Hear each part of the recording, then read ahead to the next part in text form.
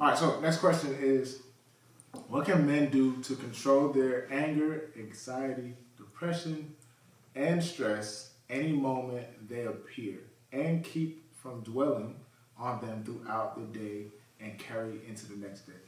Smoke weed and masturbate. That's definitely a way. That's definitely. But I would literally say breathe. If you practice on your breathing, especially in the moment in time of stress, anxiety, and depression, you take 3 breaths, you will reset your mind chemically. Like you literally reset it. So that's one way. Just literally breathe. Like take the time and control and focus on your breathing. You will reset your mind chemically. So, and look it up if you don't believe me. Like breathing really does work. That's why, like, I was an instructor, and when I used to teach the kids, or when I told the kids, "Hey man, just breathe, stop crying. It's not that serious," and they actually breathe, they'll stop crying, and they'll figure out, yeah, I'm really was crying for no reason.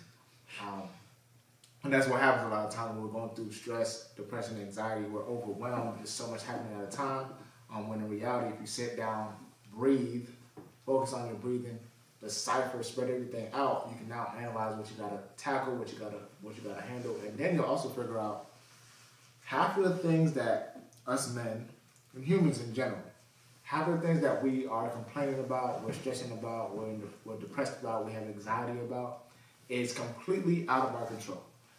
And I never found the logic of complaining or stressing or being depressed about things that were out of our control. When it's out of your control, you just have to have a reaction to it. You have to be able to decipher it and attack it full head on. But you shouldn't be able to be upset or concerned about it if you literally have no control to change it. You just have to deal with it at that point in time. So have a clear mind and have positive thoughts to attack that. But that also goes with controlling it goes with your outlets. Once again, knowing what your outlets are, knowing what to do, having a daily routine as well. Daily routines is key to not even getting in a depressive mindset.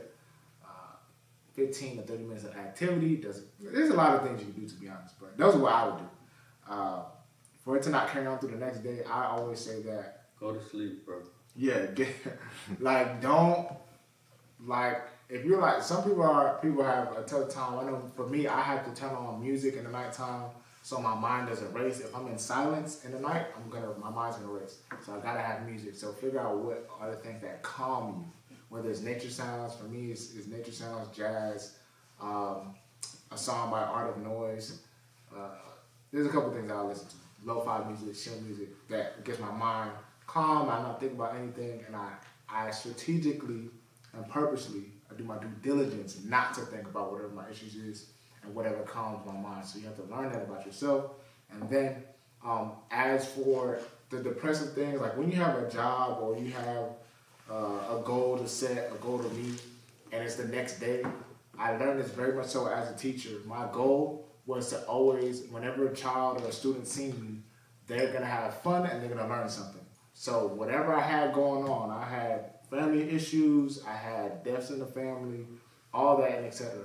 As soon as I walked into the school that next day, I made sure I left everything at the door because it wasn't the kids' fault that life is happening to me. And when these kids walk in, they say, "Hey, Mr. AC, I'm ready to learn, I'm ready to have fun," and I'm ready back. Let's get it. What we're gonna do? We're gonna draw today. We're gonna do some art today. We're gonna do some math today. Blase. Regardless, because and I'm able to do that because I left it at the door. My mission, my goal is for these kids. And once you have an understanding of what enhances your business, what enhances your goal of the day, if it doesn't enhance it, if it's not an asset to it, exit out. It's irrelevant. It shouldn't be there. And that's you being hard on yourself. And if you have to cut off people that are bringing this depressive mindset or this stress or anxiety, cut them off regardless of their family or not. If it goes to kids, I know that's a different story. Kids, you have to, that is your responsibility. But if they're not your actual responsibility, cut them off. Cut them damn kids off. Mom, listen, Mom, dad included, sister, brother included, if they're not your actual responsibility, like they don't depend on you fully, like a child would, cut them off. As harsh as that may seem, it's worth it for your longevity of your business and of your mental mindset and mind state, I would say. But yeah, what you think, DG? Brian, I forgot the question. So the question is, I'm over here clowning with Royce ass in the comments. Royce always clowning. Shout out Royce, man. Royce, I always see you popping up showing love, so shout out to Royce. So the question was, what can men do? Remember I gave my answer? Fellas. Alright, so okay, I'm gonna be serious. Oh yeah, he did give his answer for sure, yeah. Go ahead. To not wake up with it the next day, set your intentions. Y'all know I be telling y'all that in radical school as this, set your intentions. So that's one cool way that I work on not carrying bullshit from the day prior into the following day. And just remind yourself, like, a lot of y'all be tripping on shit that's not gonna matter in an hour, not gonna matter in 24 hours, in a week, in a month. So just, assess the source of where your adversity is coming from that day, and just be very careful about what you give your energy to.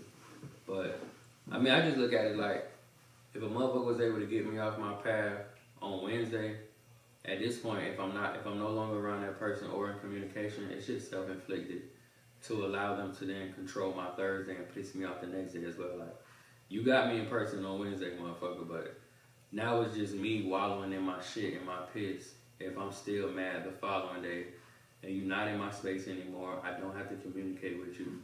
I'm just choosing to relive the moment and harbor that anger and carry it to a new day. So I will for sure say, say just like I said all the time, I've told y'all this before, setting your intentions is extremely important. You know everything about sports, everything about music, what weed is popping, what's designer, what's this and that, but you don't know shit about yourself. So a lot of you guys are just well-dressed vessels.